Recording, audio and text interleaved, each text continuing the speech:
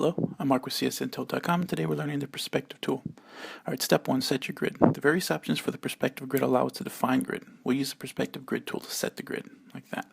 Now step 2, perspective grid tool. Students of technical drawing will understand 1-point, 2-point, and 3-point perspective. We'll stick with the default 2-point.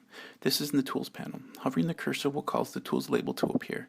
Use tear off, so perspective grid and the perspective selection tool become a floating palette.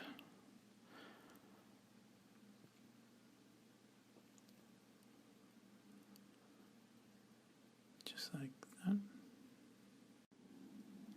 Okay, step 3, changing perspective. The default perspective is not what we want, so let's change it. Make sure you have the perspective grid tool selected. You'll notice a lot of these handles have appeared all over the perspective grid. If you click and drag on them, you'll see what they do. So let's just play with them a little bit, like that.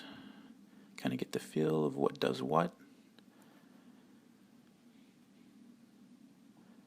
Alright.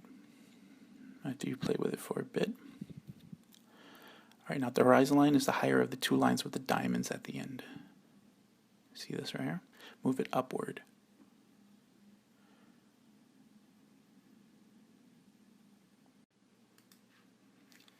Okay, step 4, adjusting the vanishing points. Zoom out so there's space around the document so you can see the entire thing. Now the horizon line has two circular handles. Click and drag these outward to make the grid look more box-like. There you go. And there you go. Now the second lower line with the diamond handles is used to position the grid on the artboard. The down-facing target-like handles will move the ground level. Just like that. Okay, step 5, scaling the grid. Zoom in. Alright. Now at the bottom there are 3 handles. The middle one controls the grid cell size. Adjusting this will help elements snap to the grid, though there may be times when you need to freely position it. Perspective grid has its own snap to grid option. Okay, step 6, drawing in perspective.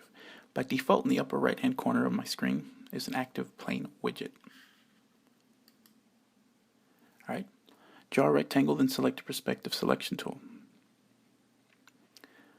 Use the perspective selection tool to reshape the rectangle. Note how the rectangle conforms to one plane of the perspective grid. Okay, step 7, changing planes. Keyboard shortcuts are now come in handy. Select the rectangle tool. Its icon looks different. It has an arrow indicating on which plane the shape will be drawn.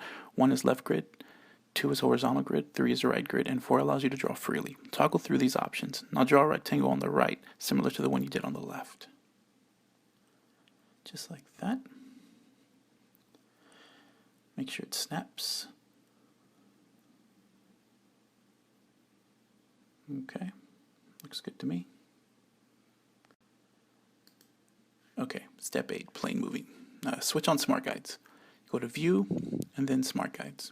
This will help you select an origin for each rectangle. Using the perspective selection tool will help you refine your drawing. If you want to slide an object forward or back on its plane, hold down the 5 key while using the perspective selection tool. Now let me show you how this works. See how it stays on the plane, but you're able to manipulate it. Alright, step 9, adding a symbol. You can map in the Illustrator artwork into perspective grid, though converting it into a symbol will help you isolate that artwork. For now, we'll use the default symbol. Just go here to palette. Now we'll drag the symbol from the palette onto the artboard. Just like that. And with the right grid and the selection perspective tool selected, position and scale the symbol to fit however you want it on this plane. So just click and drag it. Let's just blow it up to the whole size of this side.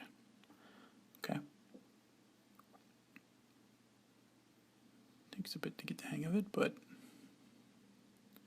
it's fairly easy. Just kind of stretch it out. There you go. Step 10. Use the text tool to key in some text. Alright, let's just do csntilt.com.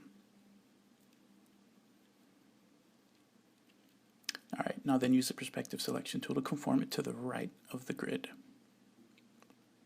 There you go, just kind of make it bigger so you can read it. Okay, position it like that. Step 11. Limitations. If you now decide to modify the grid, such as move the vanishing points, then any symbols or text that you've used would become outlined. You can set different perspective grids on multiple artboards, but again, doing this will outline symbols and fonts on your first grid made. This may not be an issue for you. Okay, finally, step 12, pattern problems. Patterns are a challenge for perspective drawing. If you fill a shape with a pattern, it will not conform to the perspective grid. Workarounds could include rasterizing the pattern in Photoshop or trying Illustrator's envelope distortion, though the latter option makes for a heavily compromised look. Remember to subscribe or visit our site, csintel.com, for more tutorials.